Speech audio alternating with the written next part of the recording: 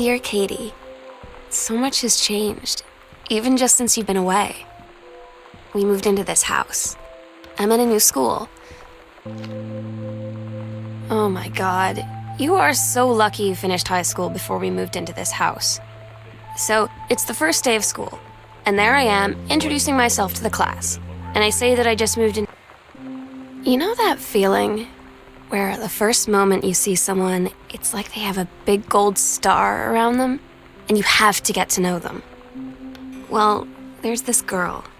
I think she's a senior. She's usually dressed kind of punk. When you live in one place your whole life, your next door neighbor is kind of like your default friend. And Daniel only got weirder over the years. So moving away has been a good excuse to, So you know what they say about the best laid plans of mice and men? Yeah, turns out it applies to Street Fighter too. At least I worked up the courage to walk into the 7-Eleven and ask for a turn, but all that practice at home did not exactly translate in the wild. So after I was finished getting my butt kicked, I followed them outside while they smoked. And that was when she asked me if I was that psycho house girl. But then she said she's all. The sunset light in this house is the saddest thing I've ever seen. I just want to sleep. When I'm in the attic, it almost feels like Lonnie could still be here. She's just. It's weird hanging out with girls. Daniel was around ever since I was little, and other girls? I don't know. But being around Lonnie is instantly just right. I gave her the grand psycho house. Lonnie came over today, but everything was different. She was sitting at my desk chair, and she wouldn't look at me. Finally, Lonnie brought her hair dye over today. She said, "I need to fix these roots. Think you could help?" Dyeing hair is weirdly intimate. I don't know if I've touched someone else's scalp before. That's pretty intimate, right? It felt intimate. We looked into the mirror together after, and sometimes you just have to lie to Mom and Dad. Like when Lonnie asked me to see a band with her and stay over at her friend's place in the city after. That's a lie to Mom and Dad situation. But it was so worth it. The girls on stage were just so loud and real and awesome. And everybody was moving together like one huge tide of sound. Between two songs, Lonnie leaned over and said, "How do you like your first show?" I was so happy. I felt tears starting in my eyes. And then she up and hugged me. I think she could tell. At Todd's brother's place after the show, there was only a futon to sleep on, so Lonnie and I shared it. The lights went out. I was turned toward her. My eyes started to adjust, and then I could see she was looking at me, too. In the dark, she smiled. My heart was beating so fast. I rolled over. I felt so, nervous. After a minute, she put her arm around me and was so close and whispered in my ear, "I really like you." I just nodded. It's different now. I mean, we still hang out all the time like before. But now when no one else is around, well, I'm so stupid sometimes. I was telling Lonnie that I got into my college summer program thing, and I was all making Todd's band lost their singer. Todd said he sucked. Lonnie said he got sick of Todd's shit, and he was complaining about needing it. They tell you to stick with the group on field trips, Katie. There's a reason for that. Lonnie and I snuck off on the side paths at Multnomah Falls and got a little lost. Okay, a lot lost.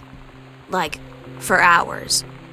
Right before the bus left, we found a trail and came running down the path, soaked. I don't get Lonnie sometimes. Like, her band, and our zine, and her hair, and everything are all anti-authority. But I watch her in JROTC. Katie, you know how Mom and Dad are.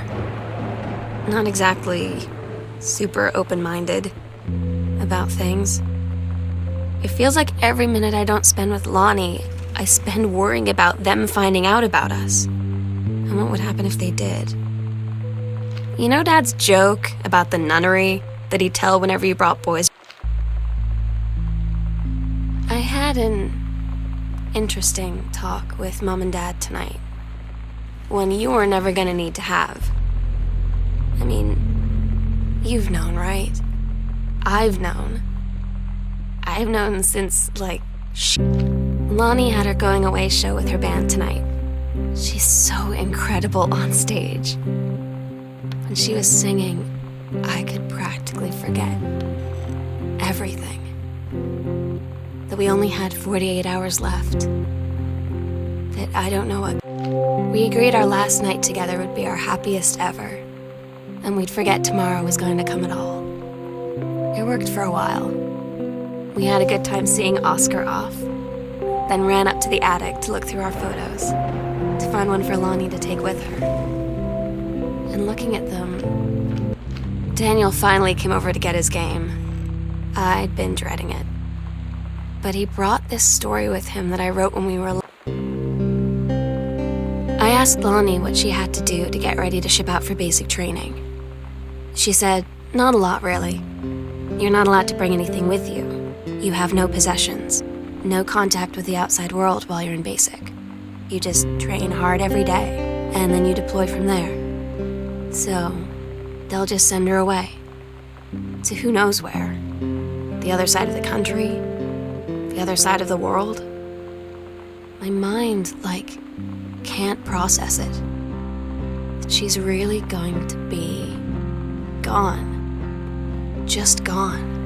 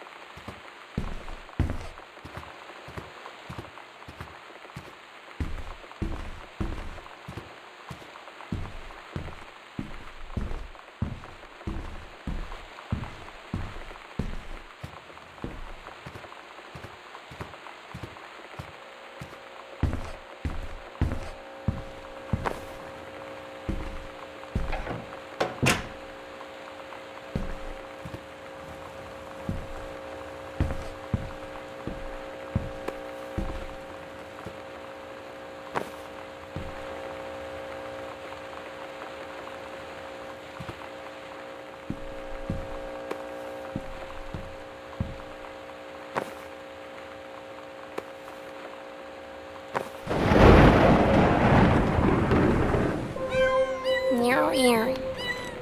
Meow meow. Meow. Meow meow meow meow. Meow meow.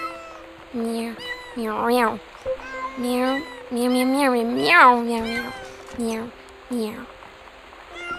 Meow meow meow. Meow meow meow meow. Meow. Oh my God. Katie, I fell asleep in the attic, in Lonnie and my old spot, and I missed the first 2 calls. I just barely caught the third one before the machine got it. And it was Lonnie, on a payphone.